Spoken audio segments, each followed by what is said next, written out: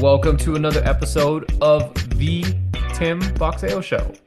Now, of course, as every week we do this, we just give you a little disclaimer. This is not your average boxing podcast. If you are looking for a discussion on Deontay Wilder and Tyson Fury and arbitration, this is not the podcast for you. We don't talk about that here. We're going to talk about the other side of boxing. We look through the things that are just slipping through the cracks. We are going to discuss all things club boxing, and we had a good week this week. Usually there's a lot of, good stuff, bad stuff, ugly stuff, dangerous stuff. There are sometimes rings that are on like cinder blocks and stuff. So if you want to hear about all that, you are in the right spot. And if you're not, no worries. Plenty of other podcasts are going to talk about Deontay Wilder and all of those things. Go check those ones out. But if you want to hear about a guy who somehow grifted his way into a shot at a quote-unquote heavyweight title, you are in the right spot. Tim Boxeo, he is the guy to bring us into that world. So let me introduce him. We have the TC Boxer Hall of Famer, the most reliable source for results in sports betting, the one-man champion for all the little guys out there in boxing, Tim Boxeo. Tim, how's it going? It's great. It's great. Every time I hear you say that, the last 5 times or how many times we've done this, it makes me laugh. I don't know. It's a lot. It's a lot going on there. But we're not even going to talk about Taylor Ramirez. As a matter of Oh, I fact. mean, I could have tossed that out, but nobody is right now, actually. They got upstaged, unfortunately for them. Yeah, I guess there's a cheap shot to be had there. But you're right. This was like my Super Bowl weekend with Lovejoy fighting Oh my in God. in Germany, and yeah, it was a sad. Well, we could get to it. It was a sad time, but there was other cool stuff going on around the world of club boxing this past weekend. Believe it or not, so it'll be fun to talk about it. And as always, thanks to everyone for listening. Those of you that have downloaded, rate, share, whatever, we really appreciate it. So thank you very much.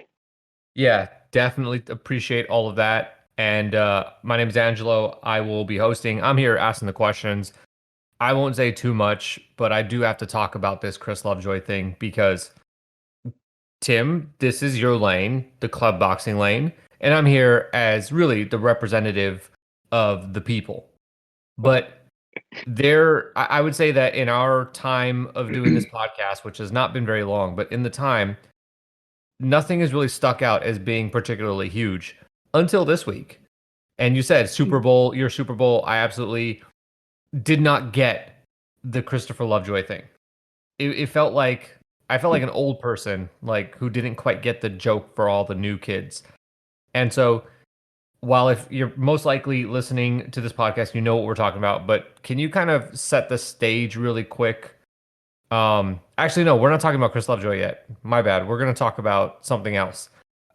Just hold that thought on Chris Lovejoy. Let's talk about the fact that we just had a pretty big week in terms of all types of boxing to watch. So, Tim, what did that cost you? Yeah, we could have talked about Lovejoy right off the jump. No worries there. I'm always ready to talk about We call that Chris a Lovejoy. tease. You guys got to first hear about the struggle of covering all the bases that exist in the world of club boxing. Yeah, So, so yeah. Sorry to interrupt you. Yeah, so yeah, like you said, was it 2 weeks ago? We just kind of talked really at kind of a macro level, and then dug in a little deeper in spots on what it costs to be a fan of club boxing, right? So I guess what would be worthwhile from time to time as we continue is just provide an update on where things are at, changes, um, things of that nature. And as I was thinking about what a good story for this week would be to start off our discussion with, it would be just ongoing issues in the world of club boxing and pay-per-views. And it's definitely beyond a point of frustration right now that is affecting my buying decisions, and I realize I'm just Mm. one person. But as I as I'll tell you, On some of these, in you're the only one buying. yeah, and some of them maybe I am the only one watching. But It's a heavy burden to carry. yeah, whether they're going to listen to my feedback for my 99 cents or not is a pretty big discussion. But I don't know. I've just been trying to get my head around this all day as I've been thinking about our conversation and how this is gonna, impact or will it impact the market? How we even got to this point? I guess first to start, let me just lay the groundwork. If you didn't listen to our show a couple of weeks ago, one of the challenges of being someone that follows club boxing closely is that since the pandemic, almost I don't want to say almost everything. The majority of club boxing shows land on independent pay-per-views that are, Facebook, YouTube, um, sometimes independent channels or platforms that the promoters have created on their own. And I just don't understand this.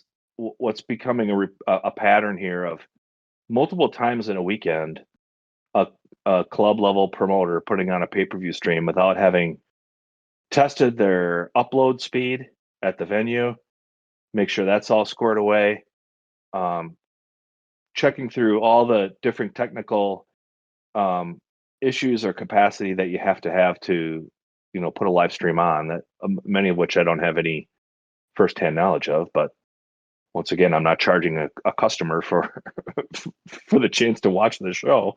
But then I guess last but not least, the biggest frustration is um, the fact that it's a plain and simple customer based, customer focused model, right? So the promoter is going to charge me a fee.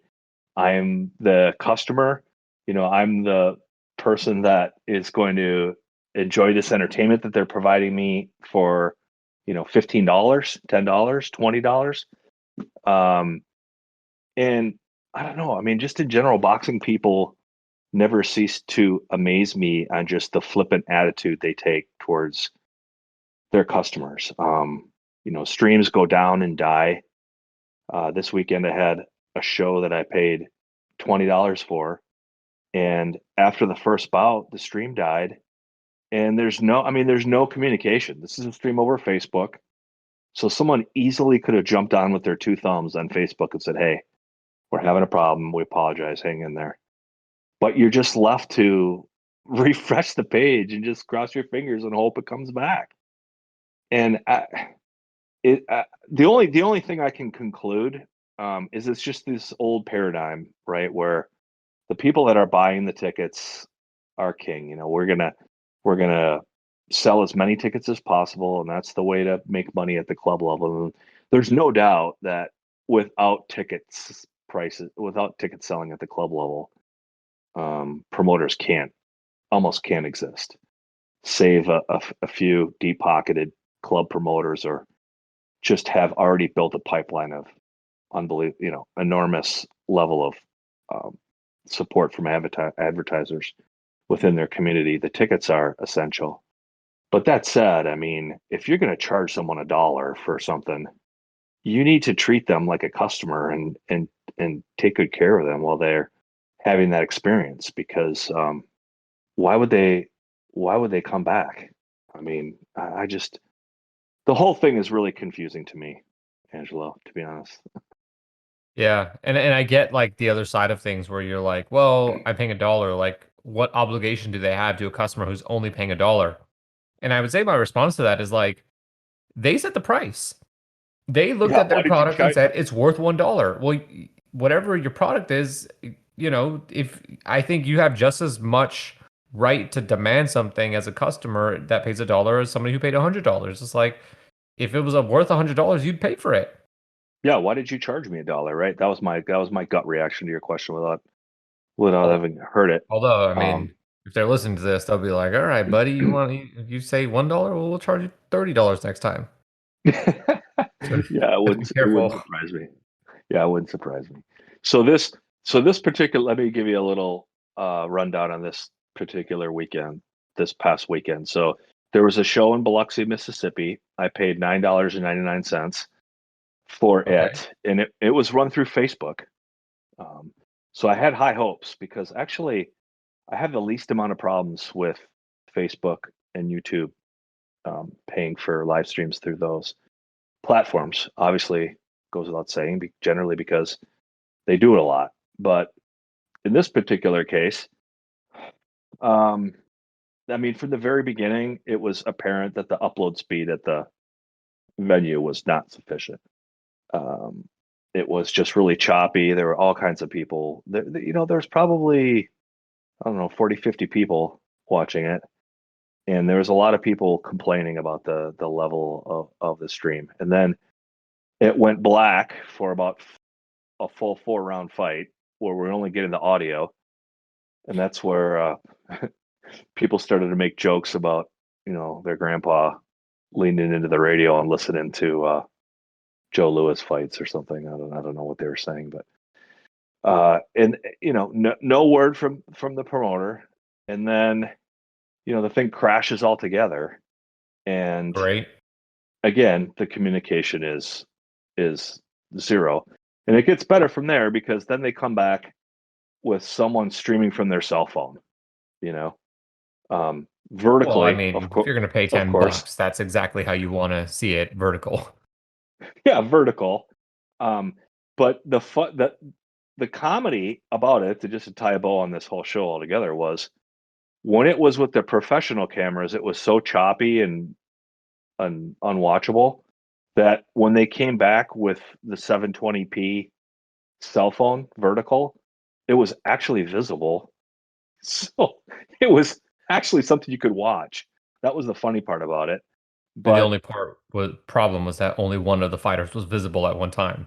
yeah, exactly. And they're leaning on the ring apron, ring canvas, and that's the kind of stuff that you get for free, and it's from some odd corner of the globe, and you're just happy to see it, not something you pay $10 for. But so there's $10 down the drain. And then I had a show in Tennessee that I paid $20 for on a Facebook pay-per-view. And I've had a lot of good experience with this promoter, and they've been really consistent, and they've got more shows lined up. So it was honestly a pleasure for me to pay for it because I felt pretty confident I was going to get a good product. Um, it's probably bad on me that I didn't do really the due diligence. I just had the poster, but when I looked at BoxRec again after the show started, I realized there's only 3 fights on BoxRec. But as we've talked about in previous episodes, it was like, okay, well, that doesn't necessarily mean anything, right? Um, a lot of times there could be 12 fights on a card and only 3 of them are on BoxRec on this level of show. So I didn't think too much about it. Mhm. But yeah, as it turned out, there was only 3 pro bouts. So ended up paying $20 for 3 pro bouts. And the bad news is the stream again died during the second bout.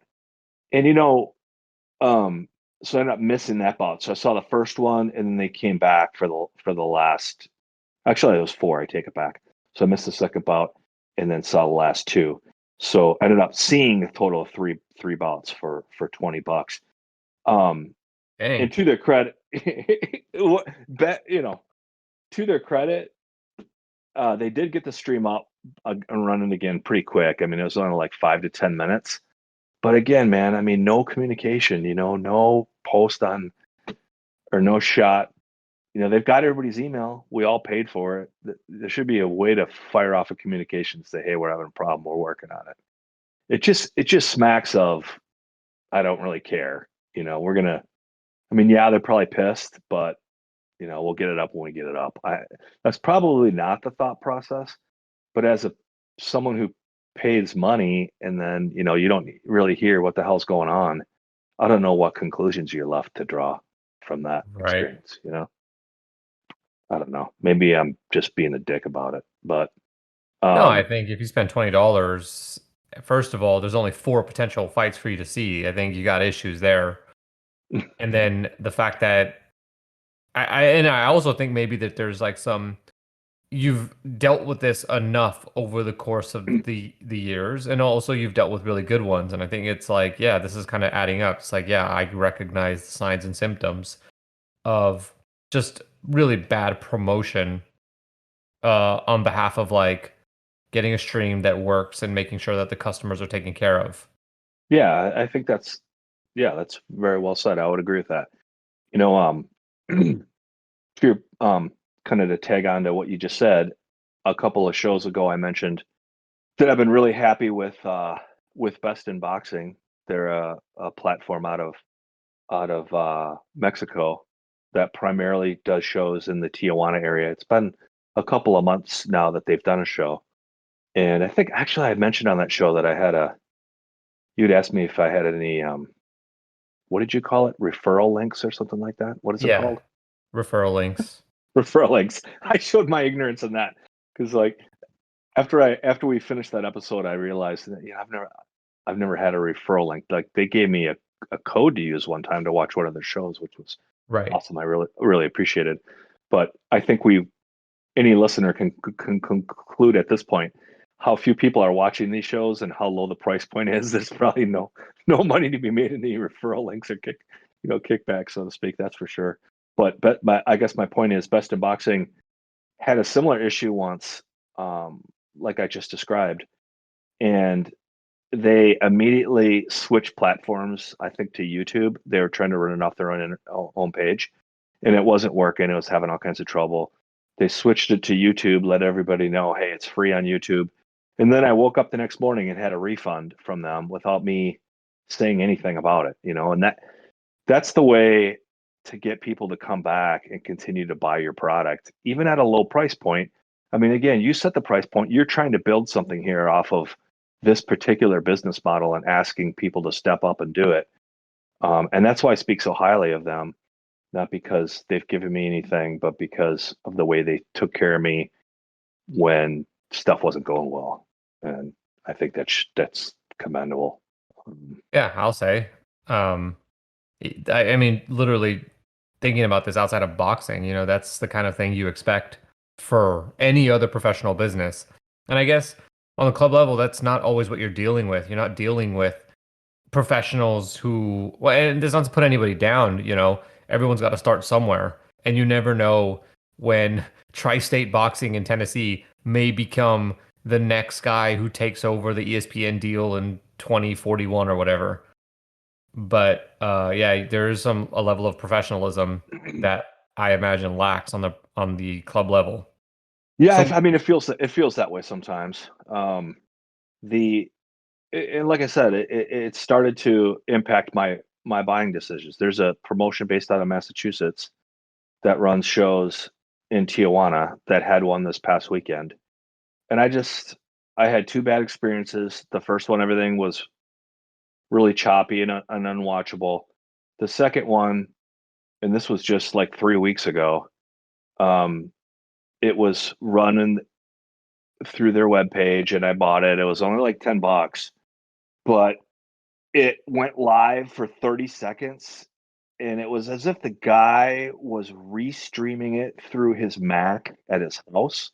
So he was getting a signal from somewhere else because he had the camera turned around incorrectly. So basically, there was for 30 seconds, there was a picture of him and his Mac and like notebook and credit cards laying on the table and stuff. And then it disappeared. And it disappeared from their streaming platform altogether. Like you couldn't even access the page. Like they took it all completely down. It never came back. And then the next day there was a post on social media about just what a great job they did after about a few seconds of technical glitches and how well it went.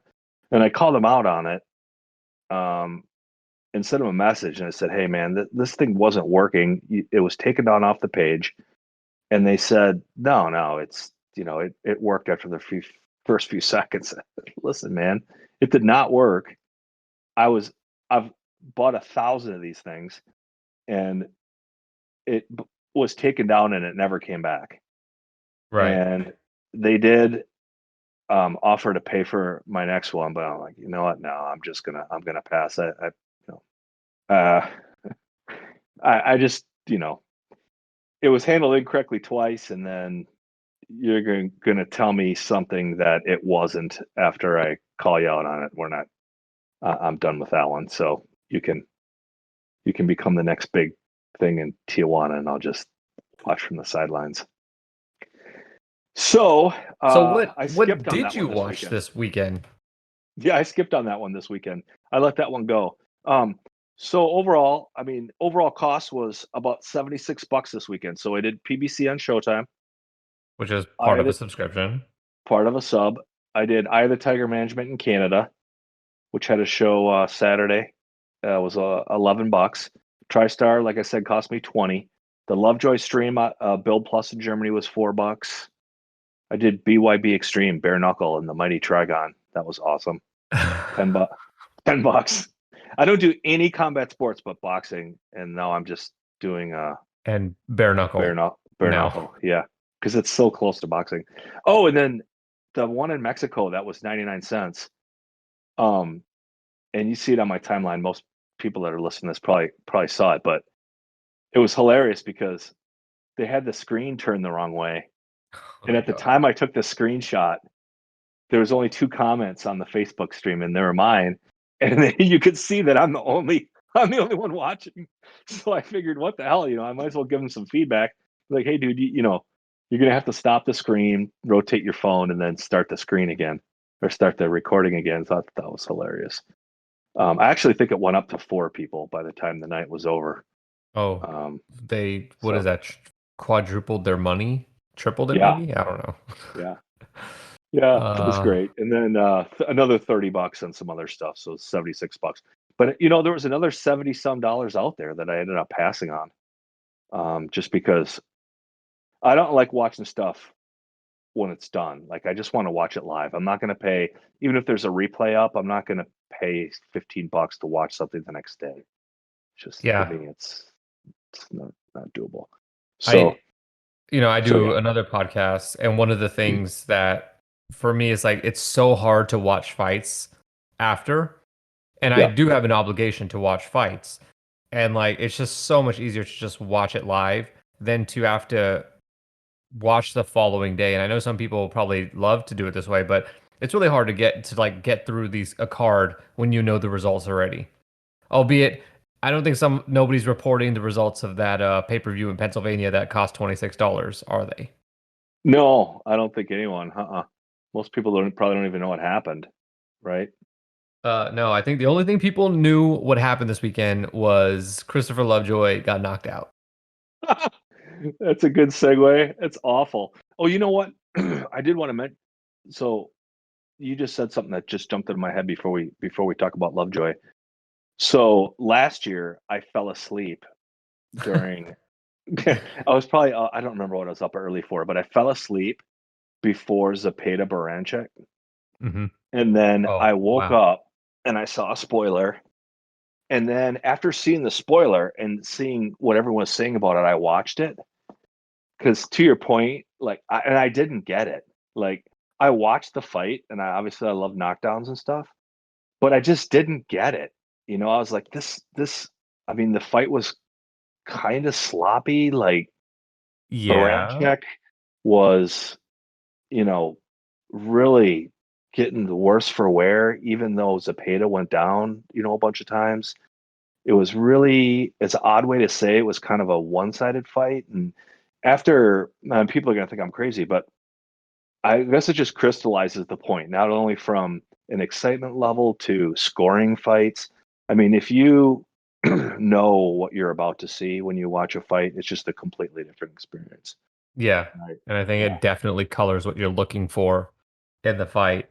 I agree with you and I watched it live, but I agree with you on the Zapata and Branchik fight where, it wasn't like we should say it wasn't like network TV kind of quality fighting, which isn't to say that it was bad. It's just like, well, do you kind of get this stuff maybe on a club level?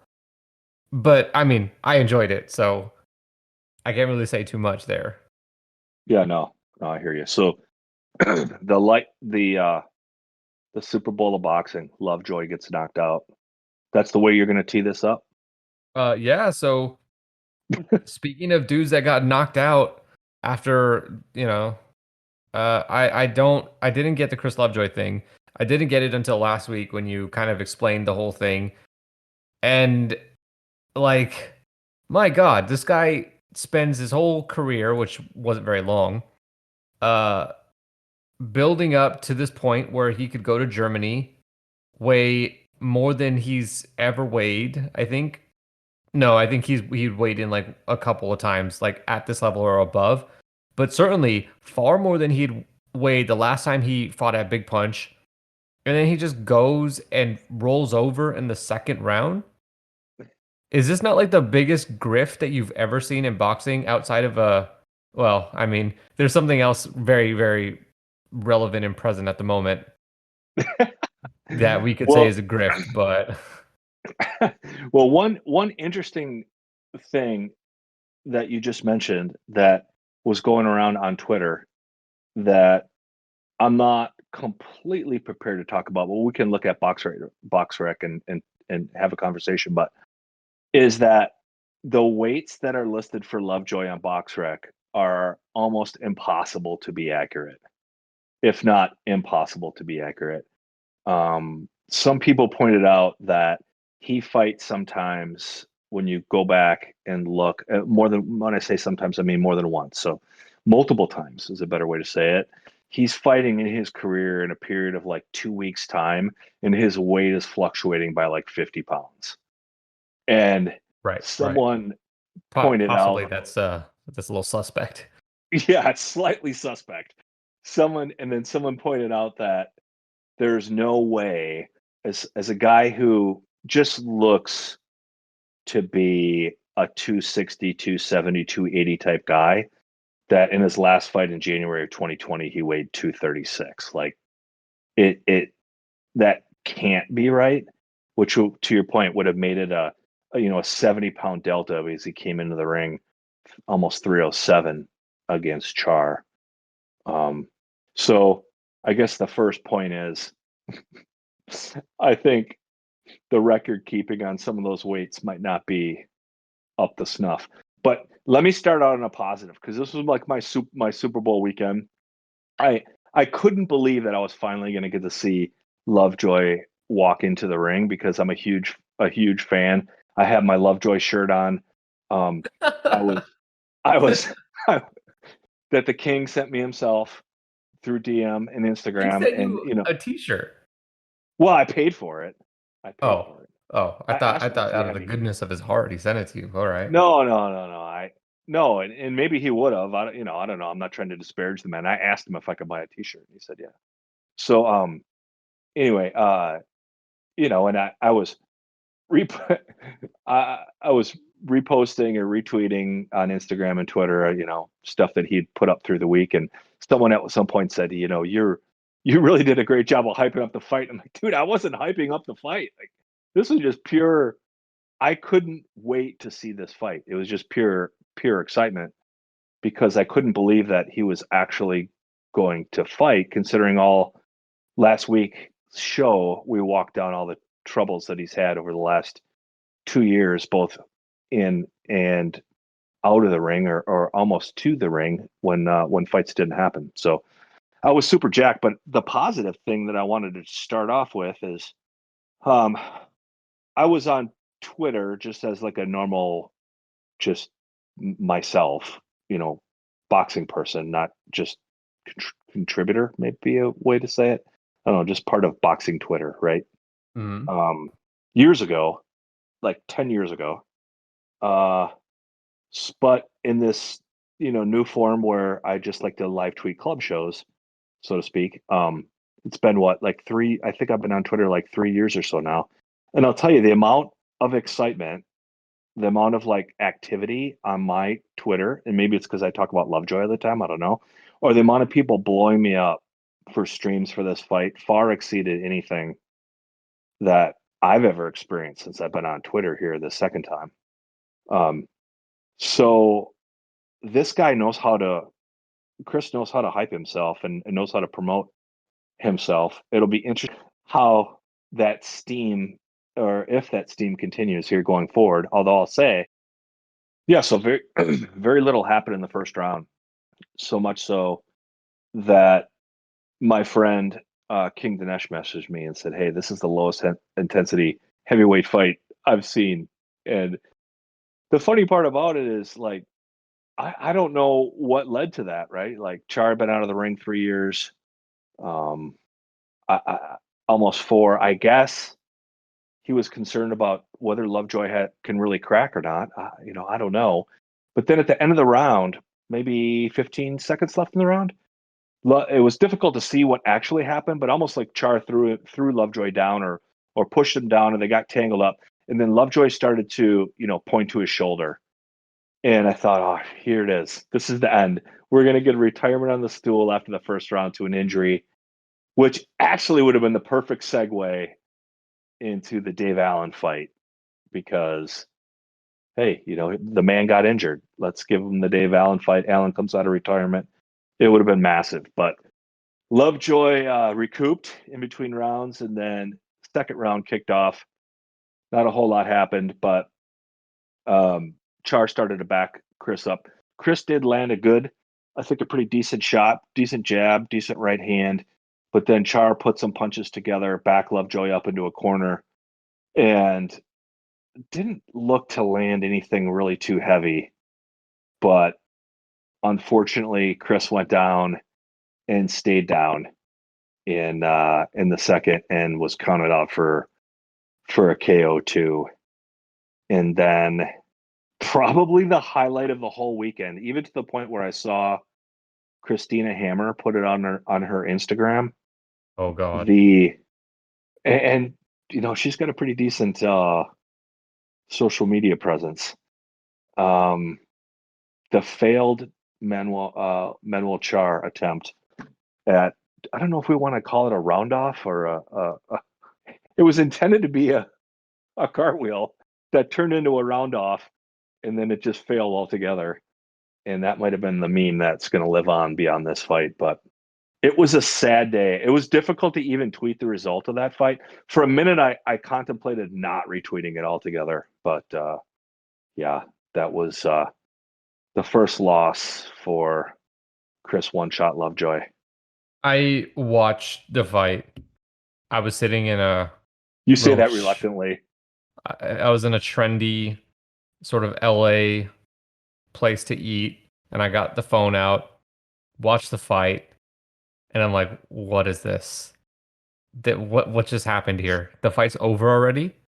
That was nothing. And then I realized I think I had some respect for Chris Lovejoy before the fight. Certainly have respect for anybody that gets in the ring, but I have even more respect for somebody that can talk themselves into a position that they have no business being in. And even against a guy in Manuel Charr who'd been out of the ring and maybe had some bullets extracted from his body, I don't know. Um, he had no business being in the ring with Charr. No, no, And I respect that. That was a level too high. There is a lot of respect to that.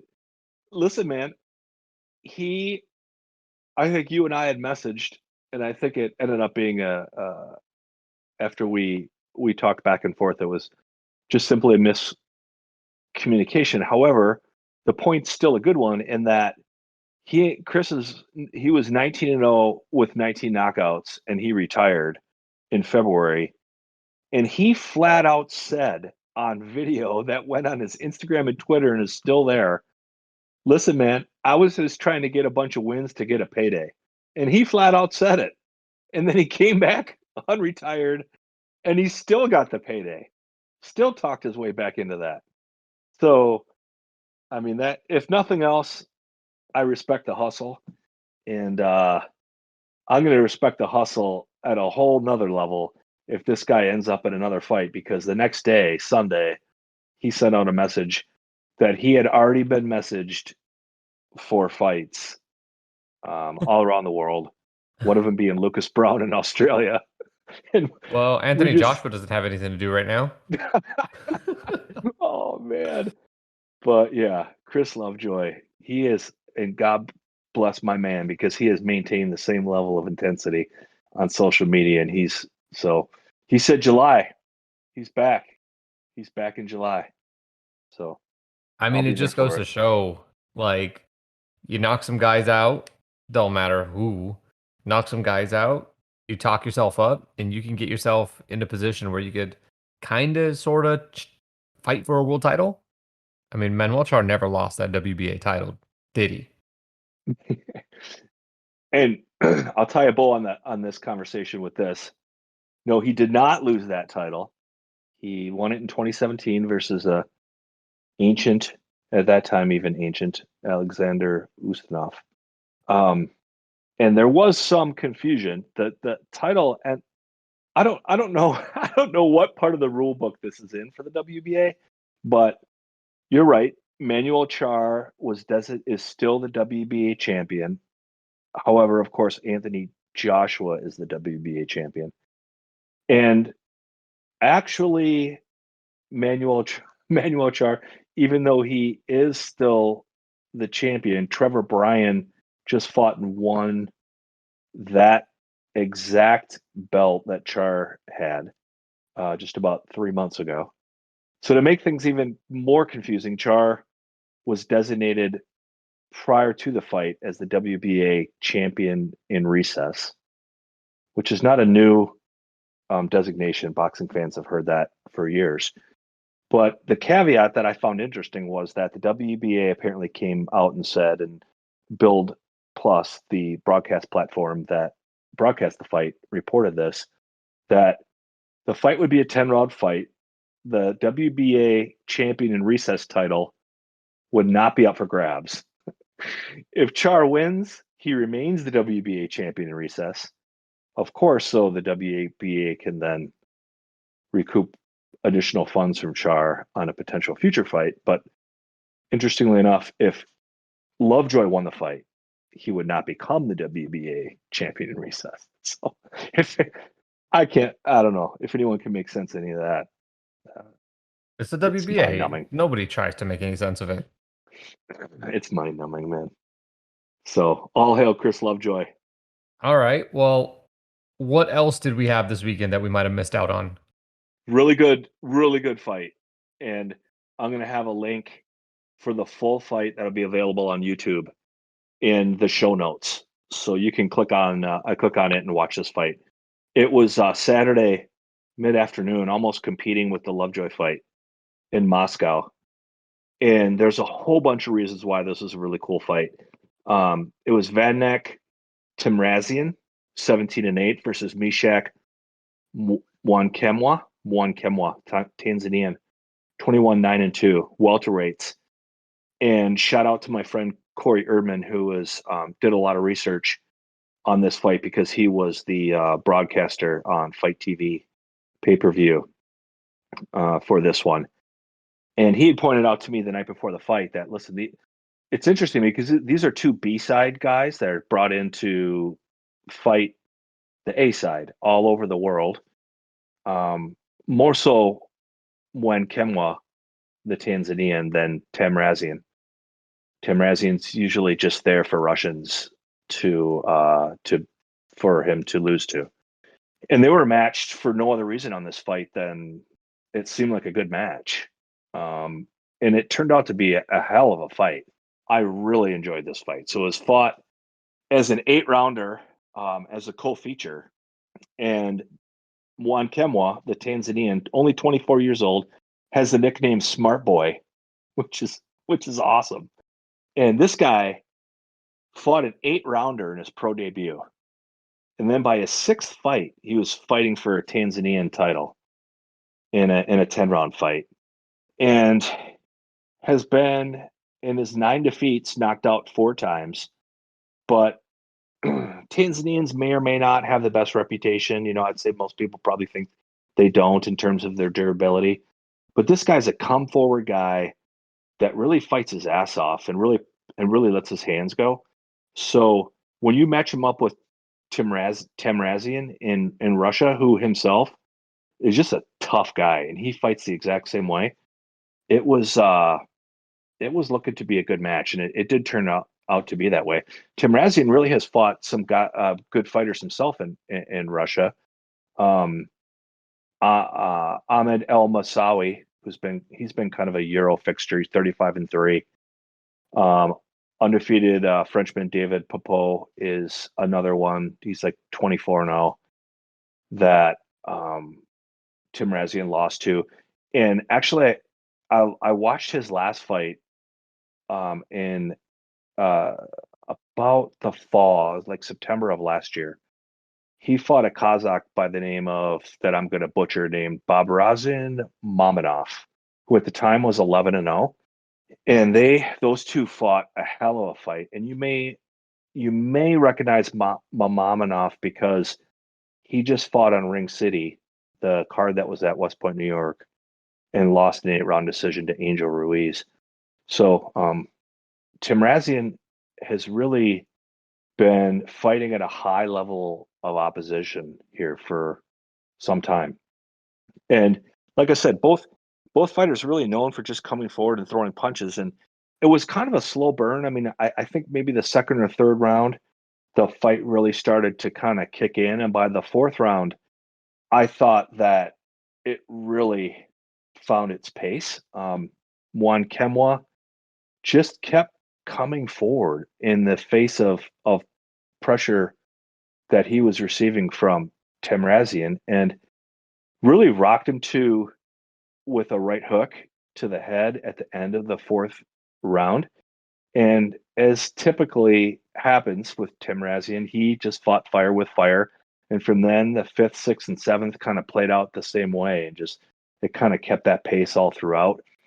And the eighth and final round for me was kind of the nail in the coffin, where Juan Kemwa hurt Temrazian early, and for the first time, I saw the Russian kind of backpedal, which is completely out of character for him. He began fighting off the back foot.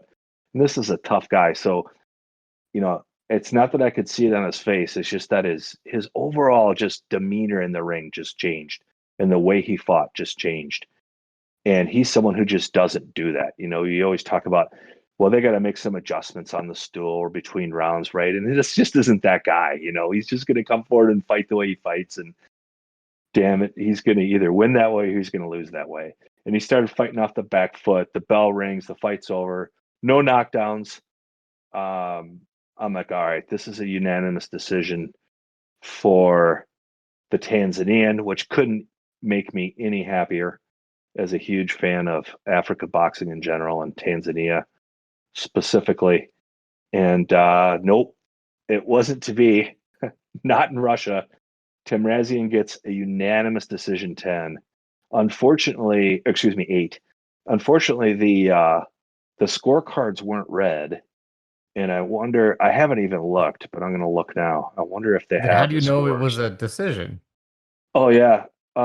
Well, it said, I think when the main card started on Fight and they knew they had English, well, usually I use my translator app. I guess I'll say that first. But luckily, I think they knew they had English broadcasting.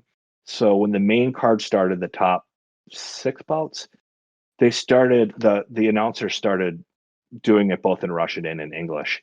So even though he Uh, didn't give the scores, he read it as a unanimous decision. And yep, they're here now. So 79-73, 79-74, 80-73. Oh my gosh, that's ridiculous. I messaged Corey after the fight and said, "Man, Juan Kemwa got hosed in that fight." So I'd be interested if anyone has the time and are interested to watch it. The link will be in the show notes. I'd be interested in what you think on the scoring. I will say I am not the best at scoring fights. I just let my emotions get into it too much. So that might have been driving a little bit of my scorecard too. I'd be the first to say, but that was a really good fight and one that on a club level, exactly what you look for on a club level, and it really delivered. And again, shout out to Corey because he called that one beforehand and it lived up to its expectations. okay. Um, Again, that link will be in the show notes, and It's interesting. The way you were leading this all up, I was like, all right, well, it seems like Monkima is about to get a decision here, and nope. No, Uh, not maybe unfortunately. maybe it was me, man. Maybe it was me. Maybe it was my love for Tanzania. Oh, let me mention two quick things too, Mhm. before we move on to lowlights. Is because I want to. Well, we'll have this in the show notes too. So two really quick things is that number one, there was a cracker of a four rounder at Big Punch that produced about 45 seconds worth of fireworks. That two fighters just standing toe to toe and letting their hands go. So that was a good one. There'll be a link, and I've got the relevant clip on my Twitter timeline. So I'll have the link in the show notes. You can click on it and see it on my Twitter. That When you say you'll enjoy. fireworks, do you actually mean fireworks? Because we have had fights in the past where, like, when you say fireworks, you literally mean fireworks in the ring, stuff on fire, things like that. Do you mean fireworks in the literal sense or fireworks in the figurative sense where we had some like really hot action? Yeah, good. Okay, point taken. We just had some good action for 45 seconds. Unlike Okay. Egypt, yeah, the ring didn't actually start on fire this time. All right. Yeah. All right, cool. So that, yeah, good point of clarification. And then the second one is if you have any interest whatsoever in bare knuckle boxing, though this fight is also available in the show notes. There was a bare knuckle fight in Miami. It was the second fight on the card. Someone named JD Burns versus Carl Jefferson, That and sounds like a bare knuckle fight. and it was unbelievable. I mean, I won't spoil. I actually won't spoil it if you want to watch it. And if you're not going to watch it, you don't care what I'm going to say anyway. So, and I respect that. So I won't. I won't spend any more time on it. But it was Was an there a lot of unbelievable fight. blood? Tons of blood, All right. Sounds like bare knockdowns. knuckle. It was yeah, exactly. Knockdowns. It was great. It was very enjoyable. So that's it. Good stuff this weekend. This past weekend. All right. Now let's talk about the bad part of the weekend. Anything that you saw this weekend that you were just like, wow, I can't believe this is happening. Apart from, poor customer service with people charging you to watch their content. Well, we can't do the lowlights without reaffirming just how meme worthy the Char cartwheel round off fail was. There'll be a link in the show notes if you missed it. Click it because it was worthwhile. And unfortunately, it pains me to say there are two lowlights. Oh, I'm again doing the sign of the cross from the Big Punch Arena. I almost just want to glaze over future lowlights for Big Punch Arena. I don't want to call balls and strikes on Big Punch.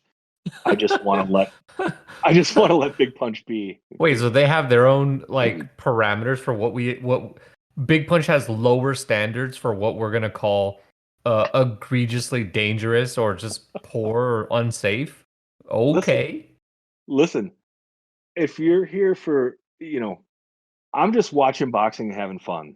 And so if you're here for me to be objective or like, yeah, to call balls or strikes, maybe we add that to the disclaimer at the beginning. You're in the wrong podcast because there are just certain things that I'm gonna play favorites too, and I'll just tell you that I'm playing favorites too. But All right. we'll mention these two lowlights at Big Punch. Um, there were two. So first of all, we have California's 23-year-old Eric Murguia. Eric Mhm. is 11-0 with 9 knockouts, and he is a light heavyweight. He was down in Tijuana, and this card is not on BoxRec, but Eric's profile is. Of course it wasn't. Of course, it wasn't. Yeah, yeah.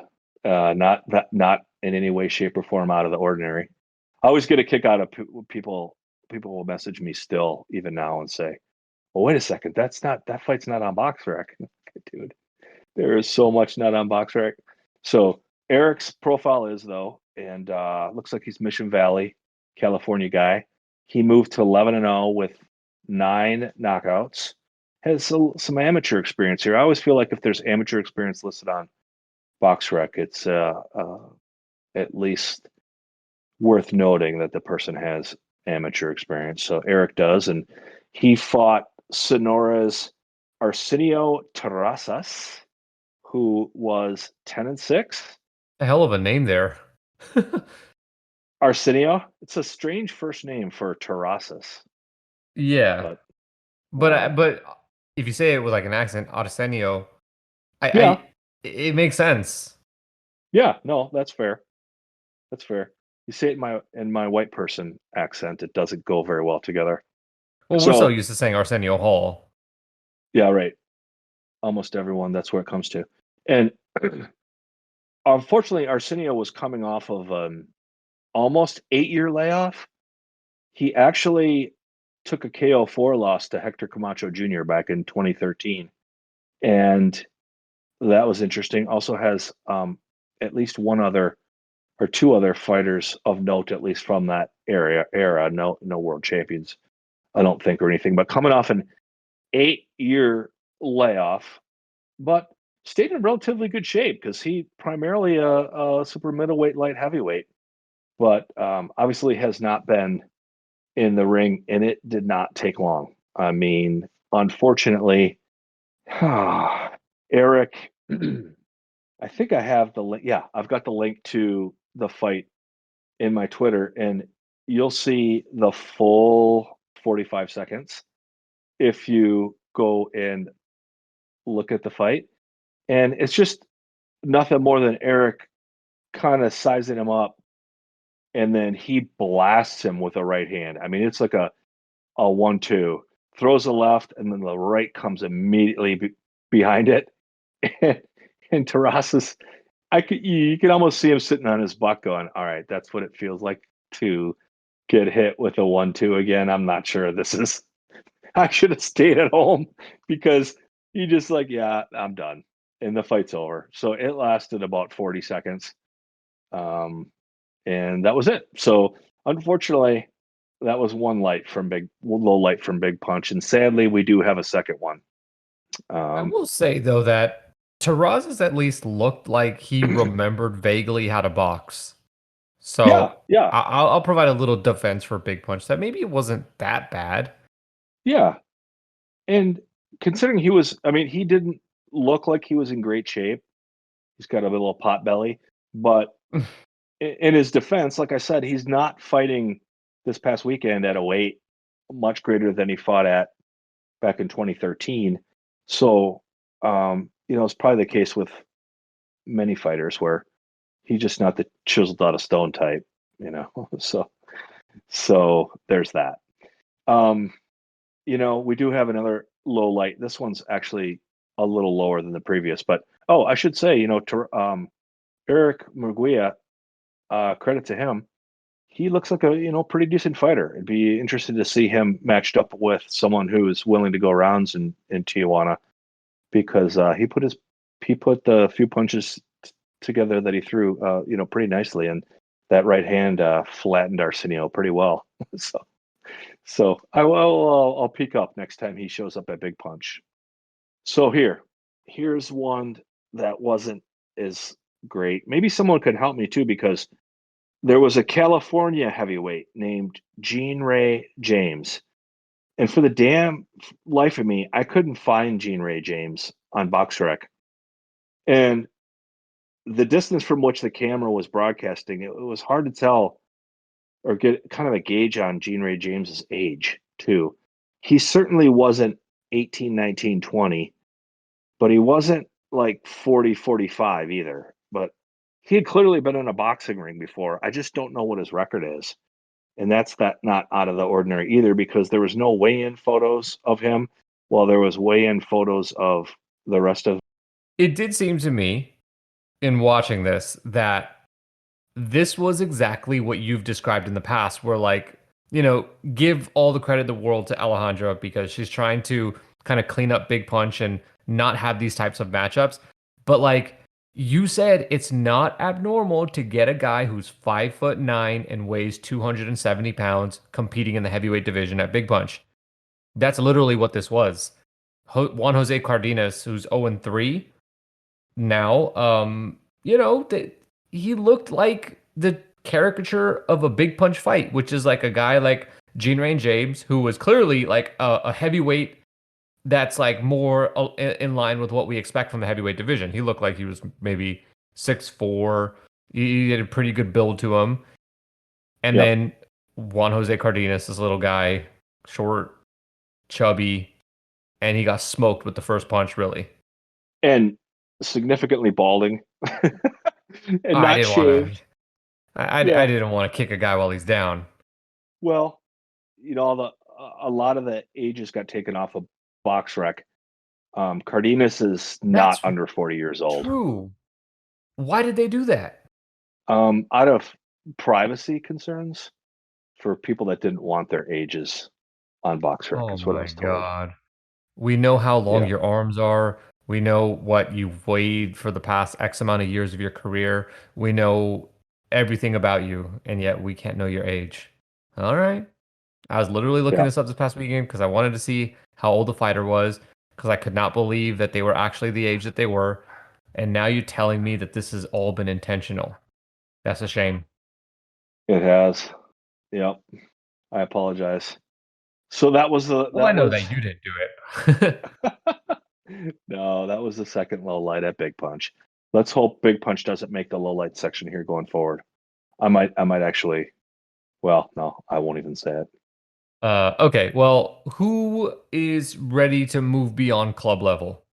Yeah, really interesting fighter fought this past weekend in Accra, Ghana. Prince the Octopus Zani, 22-0, 18 knockouts after scoring a sixth round TKO over fellow countryman Camarudin Boifio, who ends up at 11-10 in their featherweight bout on a really nice Facebook stream out of Don's Promotions from Accra, Ghana.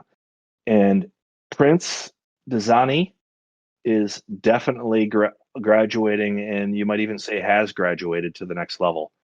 A couple of years ago, I asked my friend Kofi, who runs K-Box TV in Ghana, one of the broadcast platforms, if not the first, to give us regular, consistent Facebook streams out of Ghana. I asked him a few years ago who were the top, five prospects that he expects to graduate out of Ghana, and Zani was one that he mentioned a couple of years ago.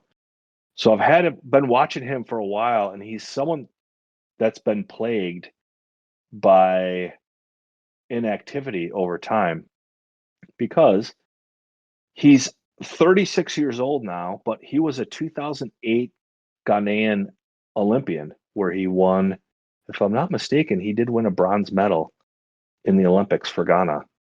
And it was just before this past weekend, I want to say Monday, Tuesday of the week, that it was announced that he was signed to Salida Promotions in the United States. Former And fighter Dimitri Salida, yeah, who's he also has has the his own same promotion. manager. Sorry, he also has the same manager as like Hank Lundy and Eric Hunter, Oh who yeah, hasn't been Vincent active in a couple of Skull. years, but you may remember Eric Hunter. Yep, Vincent Scolpino. Hmm. I'm glad you brought that up because I don't spend much time looking at managers and who manages who and stuff, but they made a note in the press release from Salida Promotions to mention Vincent Scolpino and then also get some quotes from him. So I thought there might be something more to that, but I wasn't familiar with him, so that's interesting. Um, and yeah, so he's good. He's a tall, he's 5'9", featherweight, um, real rangy guy. Has a pretty, a pretty good punch output. Works behind a real consistent jab. Really well schooled boxer, as you'd imagine someone with an Olympic pedigree would be. But then on the other hand, not to disparage Ghana, but you know, Ghana's a pretty proud boxing country, but sometimes you still wonder about what level of resources they do have, even at the Olympic level. So it's not necessarily a slam dunk that he would be, well trained and a good tactician, but I would say he definitely is. And Salita mentioned in the press release that just came out that the plan after this win here that he had on Saturday that the plan is to immediately bring him over to the United States to live and train. And there's a short fuse here, man. Like I said, he's 36 years old, so the time is now for the octopus to make a splash and and move forward to the next part of his career. Yeah, at 36 years old, and he's mostly faced domestic opposition in Ghana. That could be a very tall task for a guy who's 36 years old. But I mean, he's got a lot of the physical attributes that will benefit him fighting at 126 pounds. All right, well, let's revisit. I guess we've talked about this in the past, and we wound up kind of being wrong because when we're talking about okay, who this week is still fighting that you would not expect that they were fighting, and we talked in the past that it was Anselmo Moreno. He didn't fight, but guess what? He's back. So, Demito is back. uh, One of my favorite fighters. do you have any confidence that he's actually going to fight, or is this Yeah, another I do. Tavoris Cloud situation? No, I think he is gonna.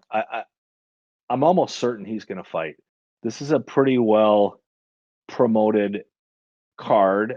It's been pretty well um, publicized up to this point, at least in this Panamanian, circles on the internet. And one of my personal favorite fighters. I do think he'll fight, and so This he'll be card is fighting. low key really good. I'm telling you. Did you look at the Yeah. card? Yeah. Ricardo Nunez, who Tank knocked out, is going to fight Alfredo Santiago, who gave Devin Haney a hell of a fight. And Jezreel Corrales is also on the undercard. This is this is some good stuff here. You do you know how to watch it? We need a heavyweight fight on this card. Do we? We need Panamanian heavyweights. Yeah, so let's see, we're recording this on Tuesday, and it I'll have the link in my Stanza calendar. It's going to be broadcast in Panama on TV Max, which is um, one of their biggest platforms, and it's Hmm. really easy to stream both with and without a VPN, so that won't be hard. And then some of the posters have also had ESPN on them. I haven't seen anything yet out of ESPN Knockout on their social media, but there could be an outside chance that it's on ESPN Knockout in Latin America, which is pretty easily available to most too. And this will be one to watch. Yeah, that'd be great. Yeah, that Nunez and Santiago fight I think is very very intriguing. Um, Pa- Panama's a great fight country too. If you've never watched a live fight show from Panama, and hopefully they'll have fans back in the arena. They love boxing. Obviously, it goes without saying considering some of the people that have come out of there. But let's just hope there's fans because it usually a pretty crazy atmosphere. So it's just adds to the fun. all right. What's your first memory of Anselmo Moreno? Because he's 35 years old, 38 wins, 6 losses, 1 draw. Yeah. Um. So for me, I started really watching boxing at this level back in like 2003, 2004, 2005 ish. So I didn't really catch wind of Anselmo Moreno until like he was already stepping up towards the world champion. So I'd say when he beat Serdorenko in Germany to Mm. win the world title was the first time I saw him fight, which is back in 2008. But back then, I think he was much more of a guy, which is the way I remember him, is just more sitting in the pocket and using those things that all of us as boxing fans like to both get his punches off and to avoid punches. And I think as he's gotten older now, it's a little more, I don't want to say running, but kind of running, right? Just moving around the ring and staying away. And that's when I think of him, that's not the way I think of him. But yeah, that's my first memory. Why? What about yourself? Well, the first time I ever saw him fight was against Viktor Chinian, on Oh, the World Boxing tournament that they had, or the boxing tournament that, or the, oh boy, what am I saying here? The bantamweight tournament that Showtime had. I'd heard about him, but I'd never seen him fight up until that point. And then I vividly remember like my first like real strong memory of him was thinking that he was gonna beat Abner Mares because I was like, this guy can box. Like he was a very skilled boxer. yep. And then Abner showed that like actually he's better than Moreno is. Yeah. Yeah. So Abner's that's no slouch. no one of the underrated fighters of his generation in terms of actual skill that we saw in the ring. Okay. Well, as, as a parting shot, I'll do some legwork and we can talk about this just briefly to kick off the show next week because I wasn't prepared about this. But those two fights in 2010 versus Neymar Cermeno were absolute crackers. Like those are fantastic fights. I don't know if they exist in YouTube. I'm just speaking off the top of my head, but we can always link them to next week's um, show notes. Or if we hang up here and finish up today's show, if I find them quick, I'll update the show notes for this week. If Anselmo looks absolutely dreadful, you can post those and say, "Hey, don't watch this. Watch these instead." Yeah, there we go. All right. What are you watching this weekend? That's There's a lot. I would. You don't have that one on the list here, but I think that Panama card is hard to top. So what do you got? No, I don't have it on the list. And you're right. Gosh, now I feel shame. So that one we'll just take we'll start off by saying we're going to watch that one. There's no doubt about that. There's a lot of good stuff on this weekend. Well, first of all, the one I'm absolutely most excited for is live boxing Thursday morning in Japan from the legendary Korakuen Hall. And it's on G Plus, which is impossible to stream. So the only way to watch it is to have an IPTV subscription to Isakura, which is a Japanese IPTV subscription site that's pretty damn expensive, actually. I think it's like $30 a month to subscribe to it. You can do like 3-day pass for $3, but they're not taking those right now for some reason. I'm not sure. I just checked before we started recording. But there's a great show Thursday in Japan. All credit to my friend Scott, who runs Asian Boxing, because there's a quite a bit of Japan boxing Wednesday, Thursday, I think Friday, Saturday, even Sunday. So I just reached out to Scott and said, "Hey, what card should I be looking forward to the most?" And he mentioned this one, so I did some legwork on it, and it got me even more excited about it. The main event is uh, a good fight with two titles on the lines. Beppu versus Toyoshima. Beppu has a WBO Asia Pacific title. Toyoshima has an OPBF title at the welterweight limit, so that'll be a really good fight. And Toyoshima is 25 years old. Beppo is known as the Tyson of Koyoshu. So anyone known as the Tyson of Koyoshu. See, I don't think I've seen Beppo fight before, so I'm looking forward to seeing the Tyson of Koyoshu fight. 21 wins, 20 knockouts. I think I have put together why they call him that. Yeah.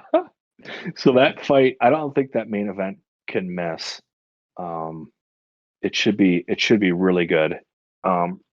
There's a fighter on the undercard named Jonpai Sujimoto, and Sujimoto's last fight I watched, and it'll be in the show notes too, is a 2-round cracker with Daikai Ogura, and Sujimoto was hurt pretty well and just ended up getting up off the canvas and finishing Ogura. So anybody like that, I want to see. He's on this show.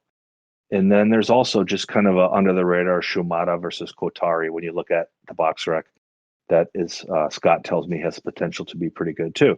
So I just like it's unfortunately going to be at 4 a.m. Eastern time start in the U.S. So it's a brutal time to wake up, but um, maybe you could split the difference if you have the means to watch it and uh, What is sleep in a G little bit. Plus? It's not Google Plus, right? No, it's a Japanese channel, Oh, okay. virtual channel like NBC. Yeah, yeah, Just G making sure. Plus. Yeah, yeah. So there's that card. That one's exciting. I can't wait. And then number two, also Thursday. Thursday's shaping up. Mid morning, we should have a full day of boxing mid morning in the US on Thursday, running into the afternoon.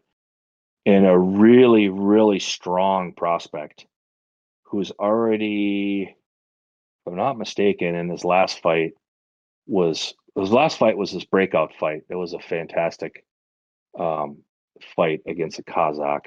I was going to say, I'm pretty sure he took a belt home for that. Yeah, he took the WBC silver super middleweight title. And I'm speaking of Pavel Silyagan, who is a really good prospect. 6'1", super middleweight, 7-0 with 4 knockouts. He's 27 years old, and he's headlining this card Thursday out of Russia. And I'm not even going to attempt to say the Kazakh's name that he fought in his last fight, but So he there's a was lot of undefeated. consonants. There's a lot of stuff going on there, but very well respected. Oh, I said Kazakh. I'm sorry, Uzbek. Very well respected Uzbekistan fighter. Really strong amateur pedigree, and Soyagin just, I mean, he beat the shit out of him, and it went the distance. Surprisingly enough, the Uzbek ended up taking far more punishment than he should have. But credit to him, he just kept fighting. But Soyagin, if you're not already watching Pavel Soyagin, he's someone you want to watch because he'll be fighting for a super middleweight world title very, very soon, fighting a Tanzanian on Thursday in Russia. So we can watch that one too. Make sure you subscribe to the Stanza schedule for free. So there's number two. Um, number three is massive too. Dmitry the Russian Hammer Kudryashov. I can't believe it. 24-3, 23 knockouts, all of his losses by knockout. Yep. Everyone listening to the show knows who this is. He's Yep. moving up to Bridgerweight to fight for the first ever WBC title eliminator at Bridgerweight against a heavyweight, a Russian heavyweight that's going to come down to Bridgerweight. And he was actually kind of in that Bridgerweight lane already. But Evgeny Romanov is known for his power in the early part of his career, 15-0, 11 knockouts. And this will be live Friday afternoon. Still kind of up in the air on what platform it's going to land on. I think BoxRec might say it's on Ren TV, which is pretty easy to stream, but having some difficulty confirming that.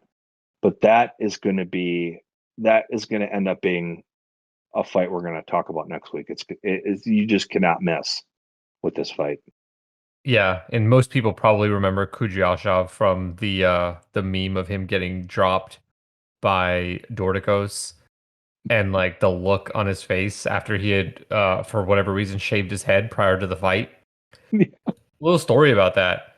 Um Early in my I don't know, podcast days, I had written about Kudyashov and I was like, this dude is fun to watch. He was like 19, 18-0 at the time with all knockouts. And I was like, this guy, you put him in the ring, you can't miss him because somebody's going down. And like he eventually lost. And I got cooked for it. People were like, oh, you can't trust this guy anymore. And I'm like, what? Did you expect this guy to be Vladimir Klitschko? Like that's not what was gonna happen here. Nope. But I No. mean, he's fun to watch. Like there's only one way this fight is ending. Only one way. And what's kind of sad though is, well, I don't know. I never want to be someone who tells a fighter it's time to retire, like it's none of my business. But this guy, even though he's only lost 3 times, he's taken a hell of a beating in some of his wins and losses. And fighting the way he fights, I just don't know how much longer he can keep fighting. But there we go. We'll have that Friday. So, oh man, that's going to be great. Really quick, let me run through like 3 more things. Friday in South Carolina, there's a a 4-0 welterweight by the name of Bryce Mills, 19-year-old kid. I've seen Bryce fight a couple of times already in some of these kind of southeast United States club shows.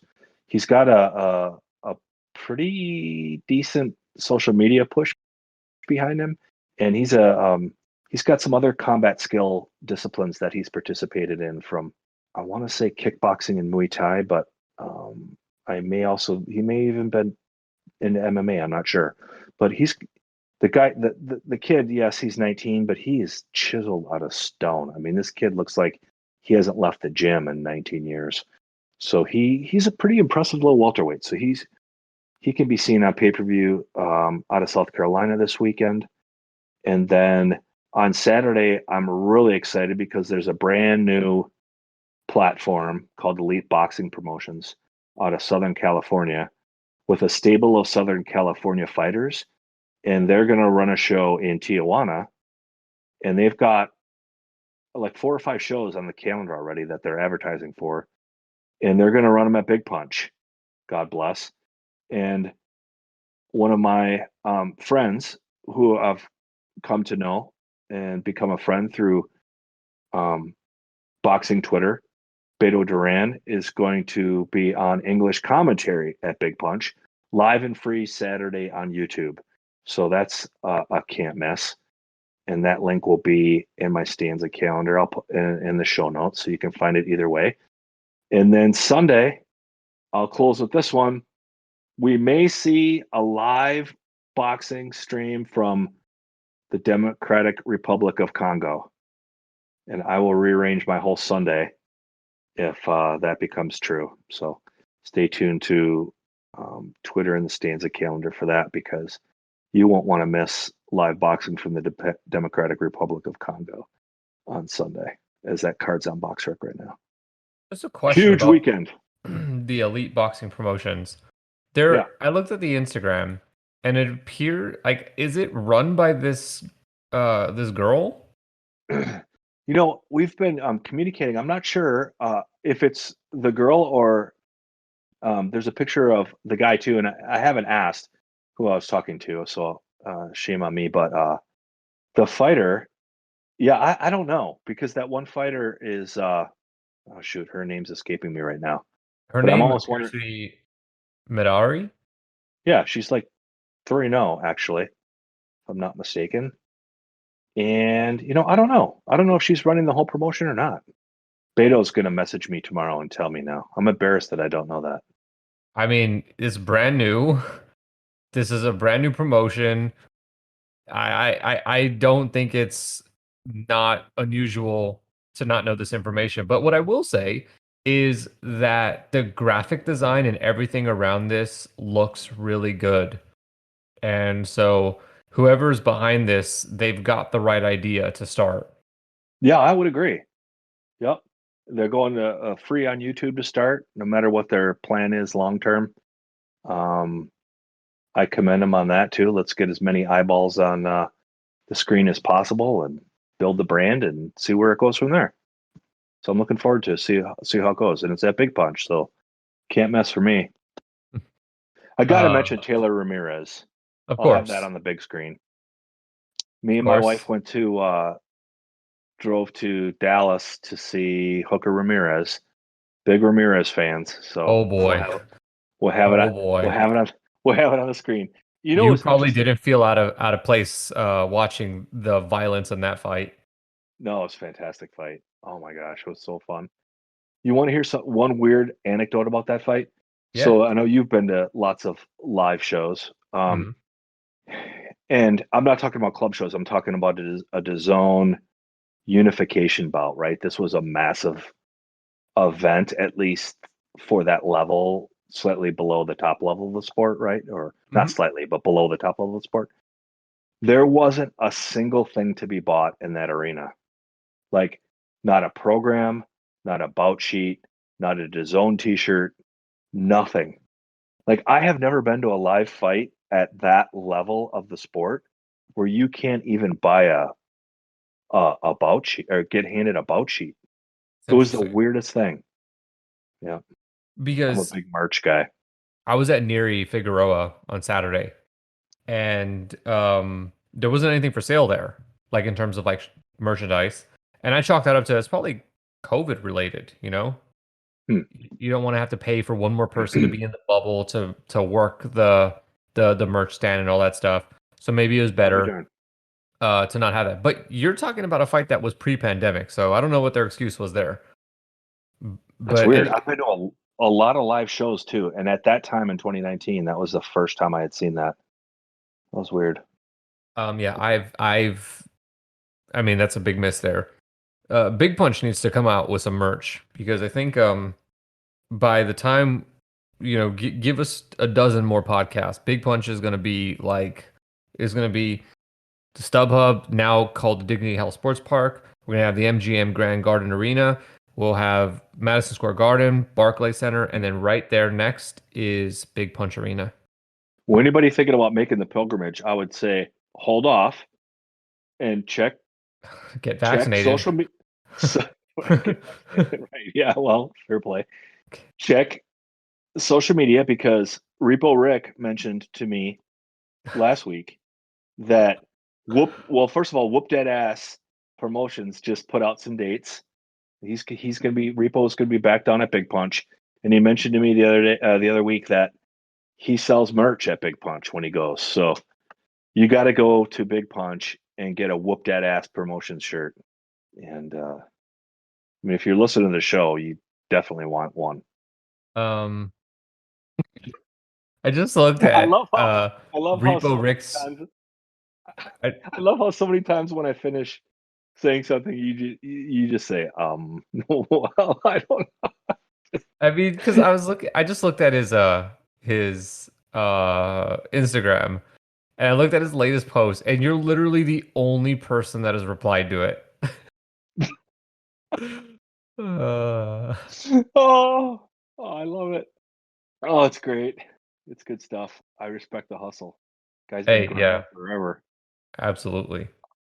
Yep. Well, that's it for another episode of the Tim Boxale podcast. You have a lot of stuff to you have a lot of options this week for what you could watch. You could watch a fight from Japan. You could see the return of Dmitry Kudryashov or the excellent Anselmo Moreno card from Panama. And I'm always down to know and to see what my guys are doing who I watched a decade ago. I vividly remember watching Anselmo Moreno fight on one of my birthdays. Or you could just watch Josh Taylor and Jose Ramirez, whatever you like. I'm definitely. I really wish the best for the Elite Boxing Promotions show. Hopefully, this is the start of something big. Until I don't know, maybe we'll find out there's something fishy going on there. Hopefully not. Any final words for you, Tim? No, just enjoy it. Should be a great weekend. Thanks for listening. Really appreciate it. Follow Tim's Twitter if you're not already, so you can get those clips. Because I'm sure there's going to be at least one clip you're going to post this week, and it'll probably come from the Kudryashov fight. But I'm sure you'll post more. Rate and review the podcast. Share it. That helps. You know, if you like the podcast, share it. Put it on your whatever Twitter, Instagram, TikTok, whatever you want. All right. Thank you guys so much for listening. We will be back next week.